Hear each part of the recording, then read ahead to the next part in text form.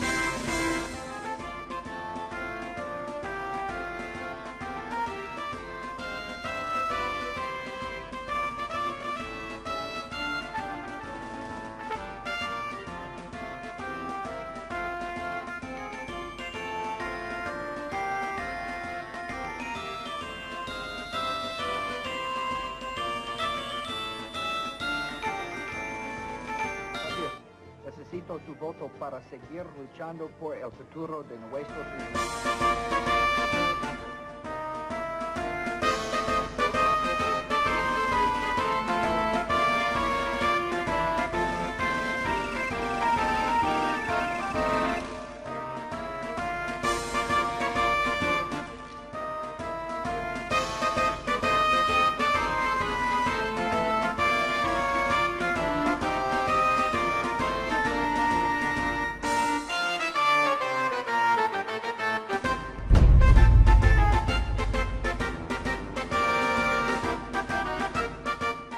I don't believe that some of these states that they call, like Florida, I just don't believe we've got enough evidence to be able to call the state. We're doing better than we thought, and but I feel fine.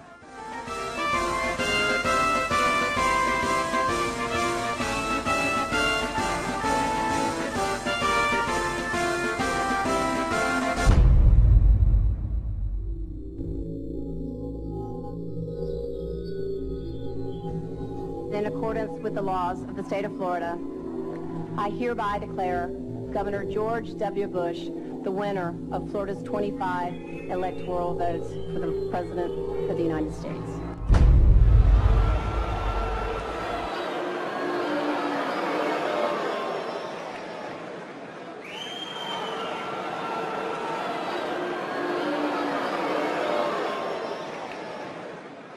Now that the votes are counted, it is time for the votes to count.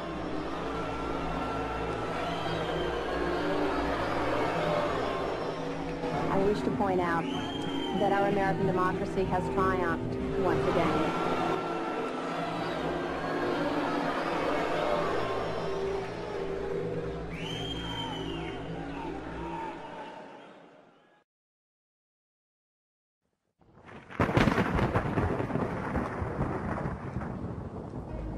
The Skull and Bones Secret Society was originally called the Brotherhood of Death.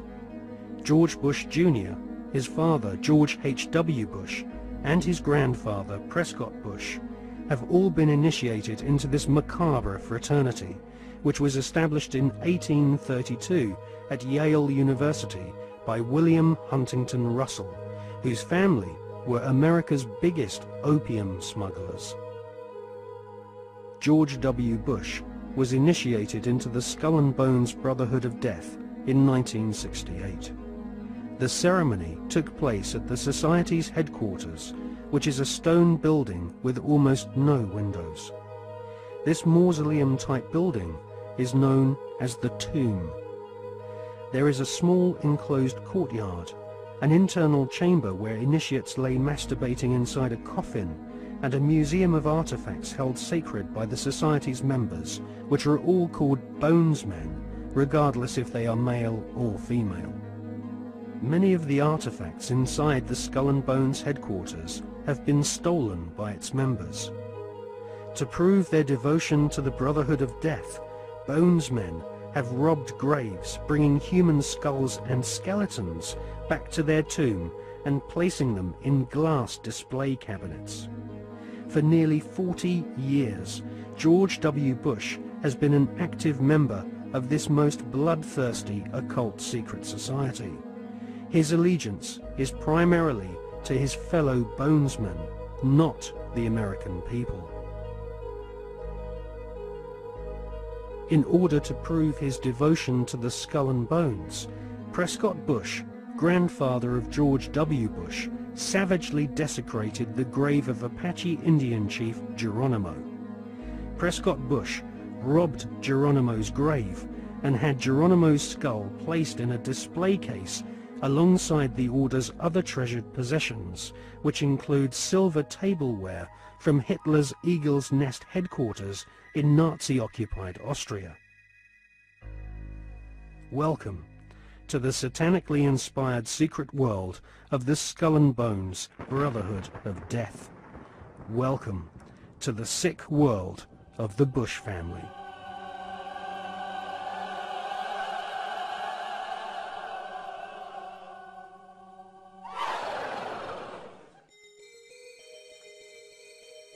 The Skull and Bones headquarters is on the campus of Yale University. Yale is home to several other lesser secret societies, including the Scroll and Key.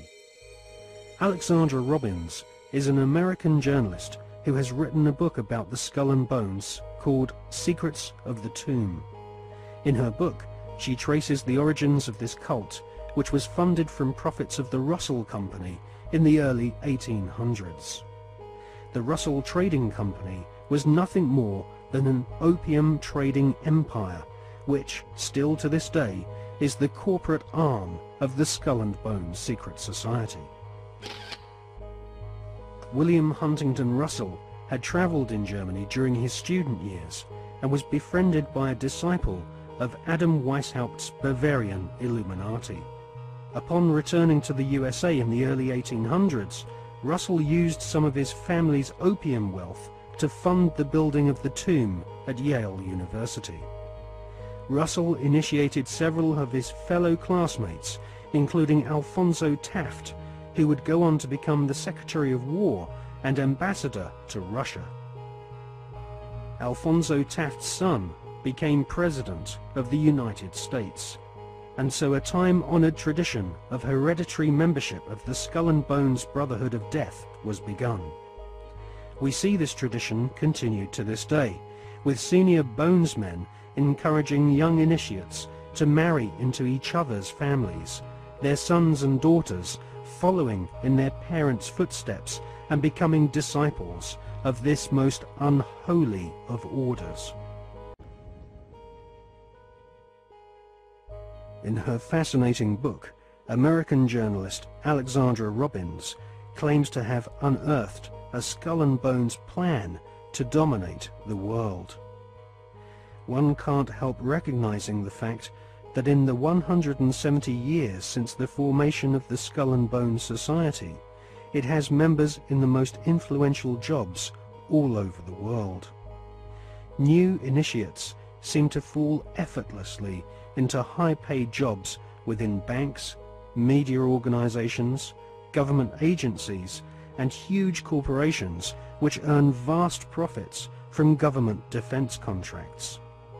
Some researchers claim that all members agree to tithe their wealth over to the society, thus ensuring that their offspring will become future initiates of the Brotherhood of Death.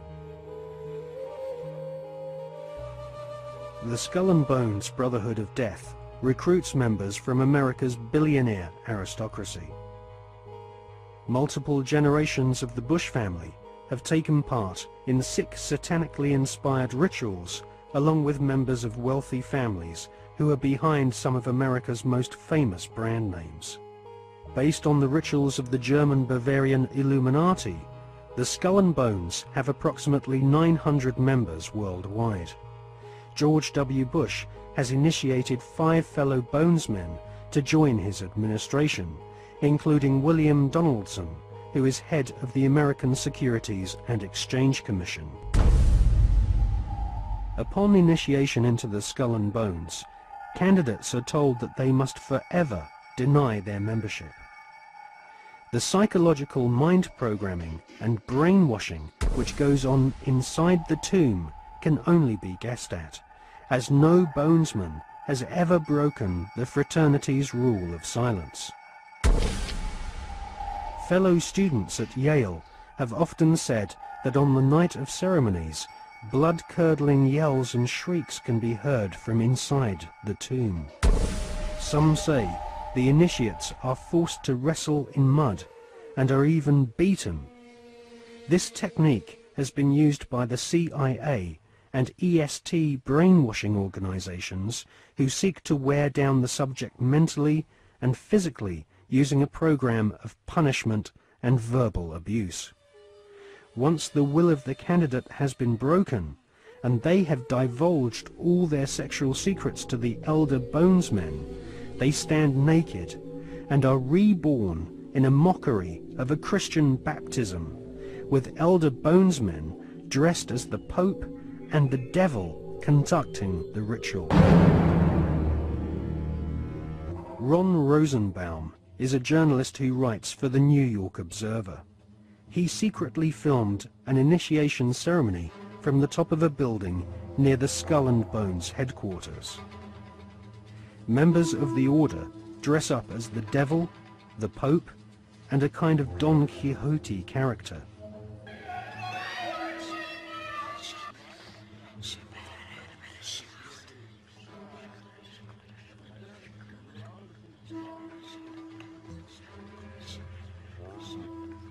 The Pope wears a white monogrammed slipper which rests upon a stone skull. Each initiate is led into a chamber where fellow members shout obscenities and abuse the new initiate. The initiates are told that they are superior beings and are part of a privileged elite who use war, terror and famine to control Earth's human population. This callous philosophy was illustrated in the Hollywood movie Skulls, made in 1999.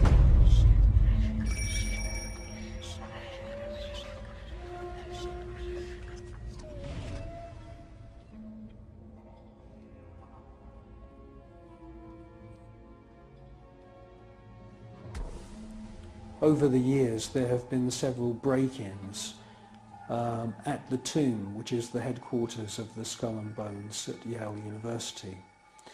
The artifacts which have been found have included membership lists of another secret society which operates on the campus called the Scroll and Key.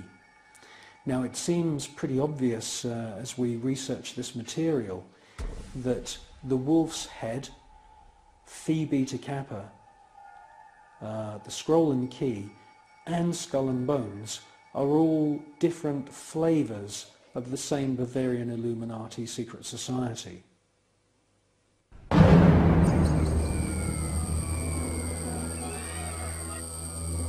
One by one, each new member is thrust to his knees and bows before the devil. A naked woman is ceremoniously assaulted with a dagger. The devil lays each initiate into a coffin and a ribbon is tied to their genitalia. Everyone is encouraged to divulge their entire sexual life history whilst masturbating. With all their innermost secrets known to the other bonesmen, the new initiates are threatened with blackmail if they ever reveal the secrets of this Masonic order. At this point, they are dressed in long robes and rechristened with their occult names. The Don Quixote character taps each member on the shoulder with a silver sword and proclaims, "By our order, I dub thee Knight of Eulogia."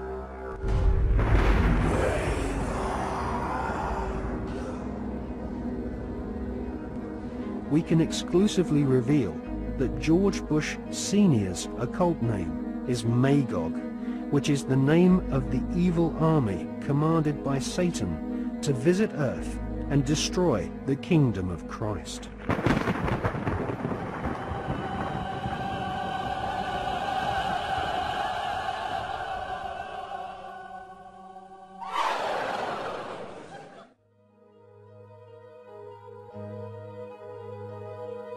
The American Ivy League colleges each have their own branches of the Skull and Bones Brotherhood of Death, indoctrinating the children of America's elite families who go on to become the captains of industry, banking, law, military, and the media. The epicenter of this elite cabal is Yale University. The last 3 presidents attended Yale, as did the terrorist expert Paul Bremer III, who governs Iraq for the Bush-Cheney Skull and Bones elite. Members of the Anglo-American Illuminati network also share the same philosophy. They believe in a single, all-powerful superstate, which is governed by a single world leader. If the Illuminati were successful, and their dream would come true,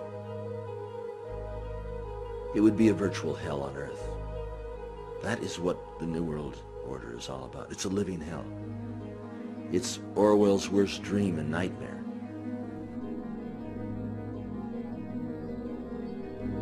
Well, to understand the philosophy of the Skull and Bones Society, you have to understand the philosophy of 18th and 19th century Germany with people such as Hegel. Now, the dialectic system, the dialectical political system, was not devised by Karl Marx. It was actually developed by Hegel, Fichte, and also contributed to by Kant. These German philosophers believed that you could create change in society by conflict. And this could be, for example, political conflict, the conflict between left and right. From this conflict, a new political system would come about, and this would be a synthesis of the two views. Now, that sounds pretty innocent, but in actual fact, the dialectical system is used in military combat as well. And Hegel's plan, which is being actually carried out right now, is to create conflict, to create wars. And through the creation of wars, several things happen. First of all, the companies which manufacture the missiles, the guns, the bullets, the uniforms, and all of the paraphernalia to do with warfare all make huge profits. Secondly, there is a culling of the male population. Since the 1950s, we've had several reports from think tanks that feed information into the European Union, the British government, and also the American government, which are recommending depopulation. And there is several plans which we believe have been put in motion right now. And obviously war is one way of depopulating the planet. Now, in addition to creating false conflict and engineered wars, the Hegelian philosophical system, which is being followed by the Skull and Bones Society at Yale and also the group at All Souls College at Oxford University, the Hegelian system also requires complete and utter obedience from everyone in society. The idea of freedom, freedom of thought, freedom of the individual to choose what they want to do with their lives doesn't come into play at all under this German Hegelian system. In actual fact, Hegel says that the individual should be 100% obedient to the state, and the state should take on the image of God.